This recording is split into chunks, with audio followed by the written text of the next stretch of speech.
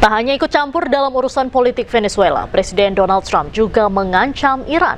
Trump mengancam akan menghantam jika Iran bertindak represif pada pengunjuk rasa.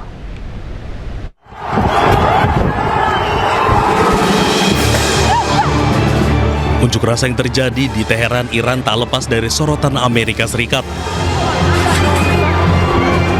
Presiden Amerika Serikat Donald Trump mengancam Iran terkait gelombang unjuk rasa yang berlangsung akibat krisis ekonomi. Trump mengatakan akan merespon Iran jika aparat Iran bersikap represif pada pengunjuk rasa, apalagi jika ada pengunjuk rasa yang tewas.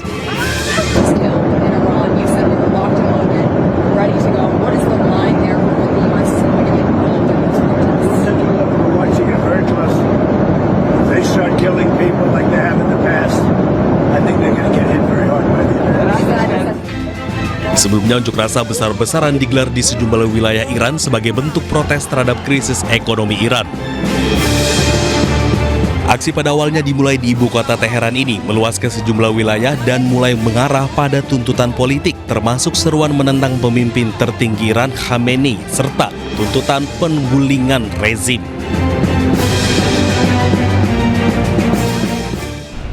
Dan untuk membahas selengkapnya kami telah terhubung dengan pengamat Timur Tengah Universitas Padjadjaran, Dina Sulaiman. Selamat sore Bu Dina, apa kabarnya? Selamat sore Mbak Diandra, Alhamdulillah baik. Alhamdulillah baik. Bu Dina, bagaimana Anda memandang ancaman dari Trump yang akan menyerang Iran apabila Iran ini represif atas pengunjuk rasa saat ini? Sikap Trump atau pemerintah Amerika Serikat selama ini memang seperti itu ya, sejak 1979, sejak kemenangan revolusi Islam Iran ya, memang Amerika selalu bersikap konfrontatif, selalu memberikan ancaman-ancaman kepada Teheran gitu ya, dengan berbagai isu. Kadang-kadang isunya adalah masalah jilbab, kemudian masalah demokrasi ya, misalnya hasil pemilu dituduh curang, dan kemudian sekarang aksi-aksi demo yang dituduhkan ada kekerasan yang dilakukan oleh pemerintah. Yang kalau komentar saya adalah bukankah aksi-aksi demo menuntut perbaikan ekonomi itu kan terjadi di mana-mana sebenarnya ya. Di kita juga ada, tapi mengapa Trump memilih Iran untuk diancam dan kemudian bahkan menjanjikan akan ikut campur, akan tanda kutip menolong orang-orang Iran. Nah itu yang perlu seharusnya dikritisi. Ini sebenarnya motifnya apa? Apakah betul-betul ingin menolong, ingin menegakkan demokrasi, atau memang ada kepentingan lain? Nah kepentingan lainnya apa ya? Kalau kita lihat baru-baru ini perang 12 hari ya di bulan Juni itu kan Amerika Serikat terjun ke perang secara langsung membombardir Iran, itu kan demi membantu Israel. Jadi kita perlu melihat situasi ini dalam konteks geopolitik gitu ya, bukan hanya situasi internal di dalam negeri Iran. Baik, ini kan kalau kita lihat Trump seperti campur tangan sekali dengan urusan internal Iran. Tadi seperti yang Ibu bilang, apakah ini ada kepentingan lain di belakangnya atau seperti apa? Berarti kalau dari pandangan Ibu sendiri seperti apa? Kalau saya pikir sangat jelas ya, posisi Iran selama ini memang dianggap ancaman bagi Israel. Makanya Israel tuh Perdana Menteri Israel tuh setiap kali pidato ya di depan sidang umum PBB selalu Iran yang disebut-sebut gitu ya. Puluhan kali, bahkan banyak yang menghitung juga ini berapa puluh kali nih Netanyahu menyebut Iran. Ada yang menghitung sampai lebih dari 20 kali dalam pidatonya Iran terus yang disebut. Nah ini kenapa sebenarnya? Jawabannya adalah karena memang Iran punya kemampuan untuk melakukan serangan kepada Israel, dan itu sudah terbukti beberapa waktu yang lalu sudah 3 kali serangan ya dari Iran kepada Israel, dan kemudian juga Iran membantu persenjataan kelompok-kelompok perlawanan terhadap Israel, baik itu di Gaza maupun di Lebanon Selatan. Sehingga Amerika Serikat yang memang kebijakan luar negerinya itu selalu melindungi keamanan Israel gitu ya, ya memang akhirnya juga ikut menganggap Iran sebagai ancaman. Padahal sebenarnya kalau faktor Israel dikeluarkan gitu ya, artinya Amerika tidak berkepentingan dengan membantu Israel, sebenarnya antara Iran dan Amerika itu bisa baik-baik saja sebenarnya hubungannya. Nah kalau kita tarik ke belakang lagi, Donald Trump ini sempat mengancam Iran apabila Iran mengembangkan program nuklir lagi, ia akan menyerang Iran. Apakah ini juga bisa dikaitkan dengan ancaman yang dulu, Ibu? Iya. Jadi yang menarik tuh di sini ya, sebenarnya kan program nuklir Iran itu kan di bawah pengawasan IAEA ya. Iran menandatangani perjanjian NPT dan kemudian semua reaktor nuklirnya tuh ada kamera-kamera pengawas yang bisa dimonitor oleh IAEA. Nah, IAEA ini lembaga internasional yang mengawasi ini ya proyek pengembangan nuklir di seluruh dunia. Nah, mereka juga laporannya juga menyatakan nggak ada tuh ini upaya, tidak ada bukti bahwa Iran mengembangkan senjata nuklir. Dan kemudian tapi Iran dan negara-negara Eropa itu kan sudah menandatangani JCPOA ya. Tapi kemudian malah Trump yang keluar gitu. Amerika juga waktu itu di era Obama juga tanda tangan, dan kemudian di era Trump malah keluar dari perjanjian itu. Yang menarik sebenarnya, kenapa sih keluar ya? Alasannya sebenarnya adalah Amerika Serikat itu menginginkan ada klausul tambahan dalam perjanjian itu, yang tadinya hanya nuklir. Amerika tuh melarang Iran untuk mengembangkan rudal. Nah, kan jadi pertanyaan loh, kenapa kok dari nuklir jadi rudal? Kenapa harus dipaksa Iran tidak boleh mengembangkan rudal? Nah, sekarang kita tahu jawabannya ya. Karena memang rudal itu ternyata sangat efektif untuk membantu Palestina. Ternyata dari jarak jauh Iran bisa melakukan serangan ke Israel dengan harapan Israel menghentikan genosidanya di Gaza. Sehingga buat Trump nuklir itu sebenarnya alasan saja ya, karena memang tidak terbukti Iran mengembangkan senjata nuklir, tapi Trump itu ingin menambahkan pasal baru dalam perjanjian bahwa rudal pun tidak boleh dibuat oleh Iran. Baik, Bu Dina, Kepala Angkatan Darat Iran ini sudah menyampaikan atau menegaskan kalau Amerika Serikat campur tangan, Iran mengancam akan serang pangkalan militer AS duluan sebagai langkah preemptif. Tanggapan Anda? Saya pikir ini bagian dari perang psikologis juga ya. Artinya ya kalau diam saja tentu Amerika Serikat akan terus terus istilahnya terus jumawa ya, ketika misalnya Iran tidak memberikan respon.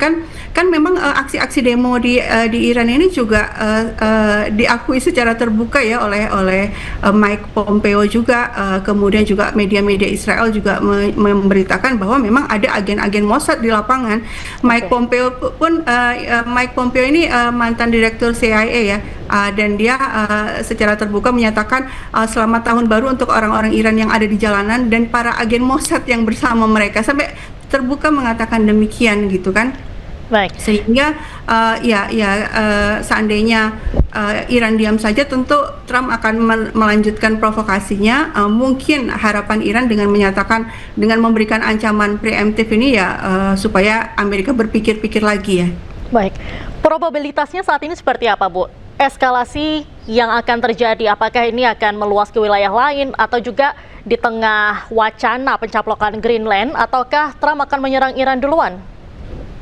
Ya, kalau terkait dengan Iran, saya pikir masih 50-50 ya. Ada kemungkinan, ada banyak indikasi bahwa memang akan ada serangan, ada yang banyak menyatakan demikian.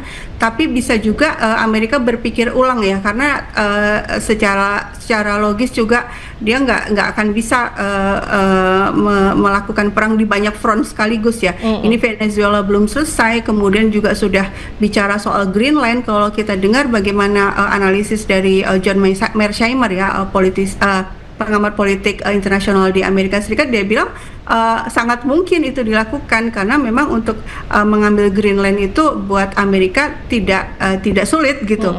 Nah, kalau harus berhadapan pula dengan Iran dan Iran punya kemampuan untuk melawan, saya pikir itu akan sangat berat buat Amerika, apalagi juga dari sisi bahwa Iran itu punya kartu truf yang sangat penting ya, yaitu Selat Hormuz. Selat Hormuz itu ada sepertiga minyak dunia itu bergantung pada selat itu, sehingga kalau itu sampai ditutup, karena Iran salah satu ancamannya kalau diserang kan selat itu ditutup, itu ekonomi global bisa terganggu.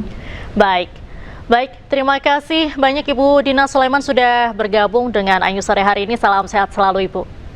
Baik, terima kasih. Tegangan terjadi di New Delhi, India saat aparat menggelar operasi pembongkaran bangunan di sekitar masjid berusia lebih dari seabad waktu setempat. Aksi tersebut menuai protes warga setempat yang menimbulkan bentrokan massa dengan aparat.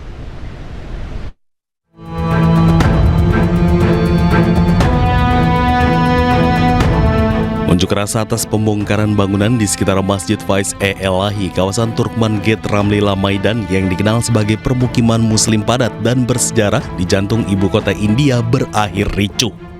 Operasi pembongkaran sebelumnya menyasar bangunan yang dinilai berdiri secara ilegal di lahan yang berdekatan dengan masjid dan area pemakaman. Situasi memanas ketika sekelompok warga diduga mencoba menghalangi jalannya pembongkaran. Polisi mengklaim sekitar 25 hingga 30 orang melempari petugas dengan batu yang menyebabkan 5 aparat kepolisian terluka.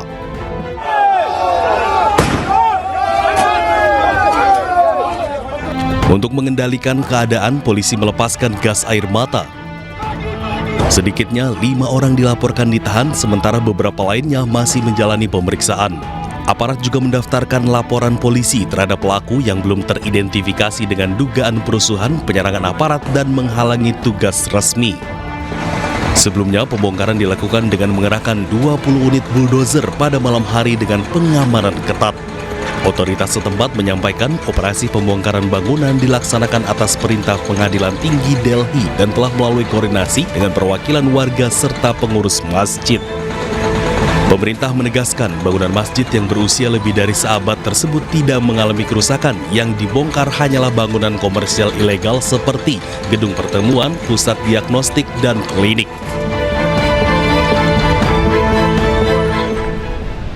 Pemirsa, Amerika Serikat menyita kapal tanker berbendera Rusia di Samudra Atlantik Rabu waktu setempat. Penyitaan tersebut memicu kecaman dari Moskow dan menambah ketegangan geopolitik terkait penegakan sanksi minyak Venezuela.